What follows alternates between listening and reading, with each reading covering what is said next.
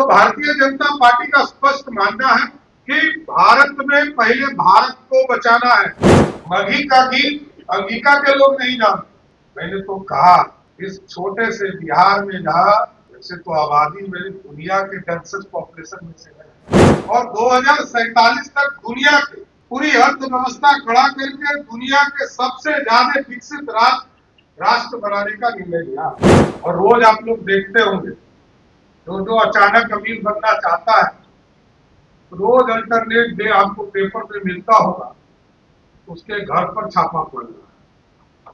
और आगे भी मैं आश्वस्त करता हूं बिहार की जनता को, जो भी भ्रष्टाचार करेगा उसके लिए बेऊर जेल का ही गेट खुला। तो वो कहते थे कि हमने देश को आजाद बनाया और देश लगभग 20 वर्षों में ही पूरे देश के लोग तंग और तबाह हो गए। और जिस तरह इमरजेंसी लगाने का काम श्रीमती इंदिरा गांधी ने किया और भारतीय जनसंघ के लोगों ने पहले यही कहा कि हमारे लिए पहले राष्ट्र है तब हमारी पार्टी है, तो अपने आप को जनता पार्टी के अंदर विलीन भी करने का काम। तो भारतीय जनता पार्टी का स्पष्ट मानना है कि भारत में पहले भारत को बचाना है, तब फिर पार्टी को बचाना है और तब फिर व्यक्ति को बचाना है। तो जिस पार्टी के लिए नेशन ही फर्स्ट हो, उस पार्टी के लिए तो वीर सावरकर महापुरुष ही होंगे, इतना जरूर आश्वस्त करता हूं। इसलिए आने वाली पीढ़ियों से जरूर आग्रह किया, मैं इसको देखता हूं, आपने आग्रह किया है कि हम जरूर इस पर रिसर्च कराएंगे, पूरी व्यवस्था खड़ा कराएंगे और इसको आगे के दिनों में किस तरह उनके रिसर्च के और चीजों को जोड़कर बिहार में बिहार के एक एक नौजवान इनसे प्रेरणा ले सके, इनकी पूरी रूपरेखा बिहार में भी स्थापित करने का काम किया। इसलिए साथियों, हम लोग तो नेशन फर्स्ट वाले लोग हैं और बिहार अब समृद्धि की ओर रास्ते पे चल चुका है। देश के यशस्वी प्रधानमंत्री नरेंद्र मोदी जी ने विकसित भारत करने का निर्णय लिया और 2047 तक दुनिया के पूरी अर्थव्यवस्था खड़ा करके दुनिया के सबसे ज्यादा विकसित राष्ट्र बनाने का निर्णय लिया।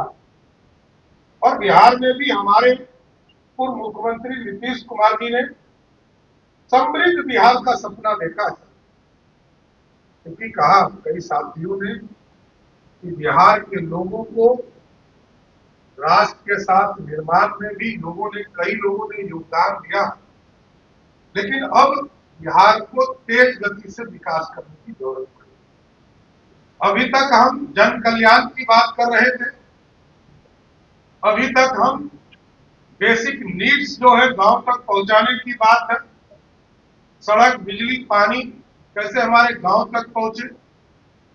हम उद्योग धंधे की तरफ कम ध्यान दे पा रहे थे, लेकिन अब सरकार ने स्पष्ट निर्णय लिया, हम शिक्षा के भी केंद्र को और मजबूत करेंगे। इसलिए हम लोगों ने मॉडल स्कूल की कल्पना की और मॉडल स्कूल जो सरस्वती विद्या निकेतन के तौर पर जाना जाएगा 500-3400 ब्लॉक में स्थापित होगा और उस केंद्र को इतना मजबूत करना है कि जिस तरह आज से 2000 वर्ष पहले इस मगध की धरती पर नालंदा यूनिवर्सिटी और विक्रमशिला यूनिवर्सिटी था और सीधे इस मगध में तीसरा जो यूनिवर्सिटी था वो तक्षशिला था, जो आज पाकिस्तान। और हमारी कल्पना है, बिहार के लोगों की कल्पना, बिहार ज्ञान की भूमि है, बापू को भी यहां स्थापित करने का काम बिहार के लोगों ने किया। मोहन करमचंद गांधी जो यहां लोगों के बीच में आंदोलन करने आए उनको भी बापू बनाने का काम किसी धरती ने किया, यही बिहार था जिसने उनको बापू बनाने का काम। कई बड़े नेता यहाँ आए, मधुली में आए, जॉर्ज फर्नांडिस आए, शरद यादव किया, सबका सम्मान इसी राज्य ने किया।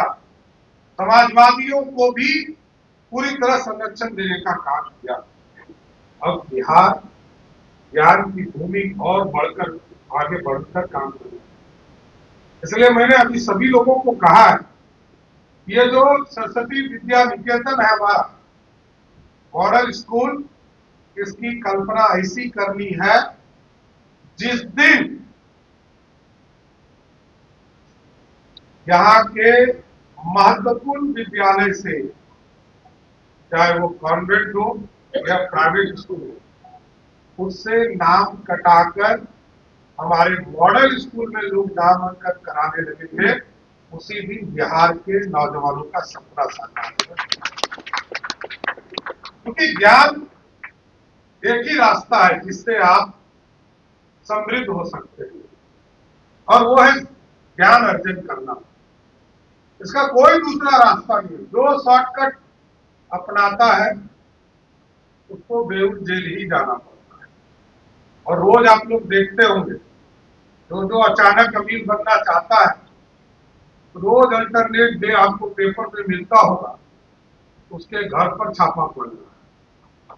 और आगे भी मैं आश्वस्त करता हूं बिहार की जनता को, जो भी भ्रष्टाचार करेगा उसके लिए बेऊर जेल का ही गेट खुला है। क्योंकि हमारे लिए ना भ्रष्टाचार, ना अपराधियों का संरक्षण, और अपराधी को तो आपने देखा है कि सुशासन स्थापित करने के लिए बिहार की पुलिस ने एक अभियान चलाया, और हमारे लिए कोई जाति धर्म नहीं है। कई लोग इसकी चर्चा करते हैं, उनको करने दीजिए, वो करते ही रहेंगे, इसलिए कभी आगे नहीं बढ़ पाए। सत्ता के केंद्र में बैठा व्यक्ति यदि जाति से चिपका रहेगा तो कभी बिहार की समृद्धि नहीं आएगी। जाति से बाहर आना होगा, जमात के लोगों को आगे बढ़ाना पड़ेगा, और बिहार की चिंता करनी होगी। अपराधी किसी भी जात का हो, वो अपराध करेगा, उसको 48 घंटे में बिहार की पुलिस उसको जवाब देने का काम करेगी।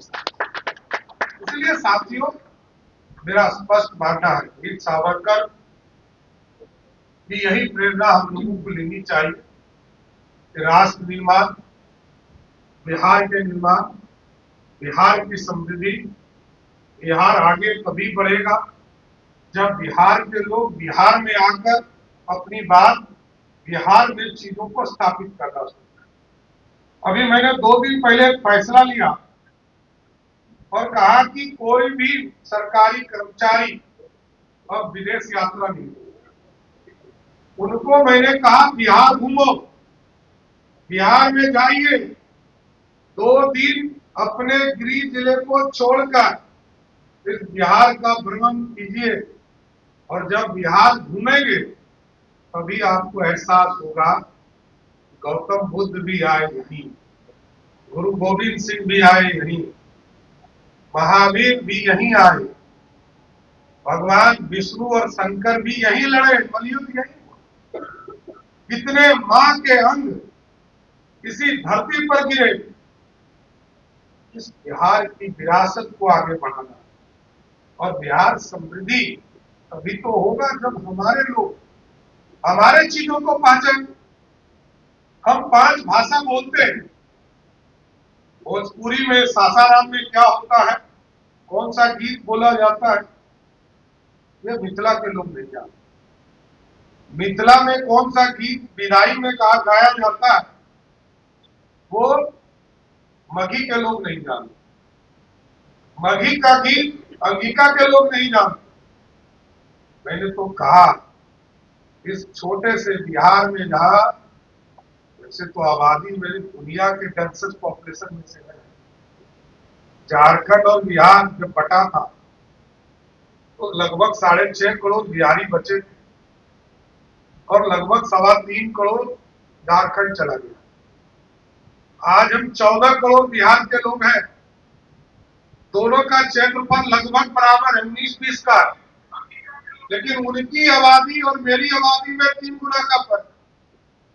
आज भी उड़ीसा और बंगाल को मिला दीजिएगा, दोनों को मिला दीजिएगा, उसकी आबादी अकेले बिहार में।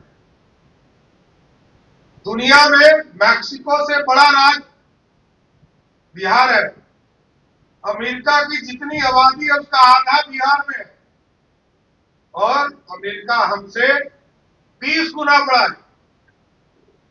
अब सोचिए किस क्षेत्रफल में हम रहते हैं और इसको समृद्ध बनाना। हमारे कई लोग महापुरुष, हमारे कई साथी, हमारे नौजवान बाहर गए क्योंकि उनको उचित रोजगार नहीं मिल पाया।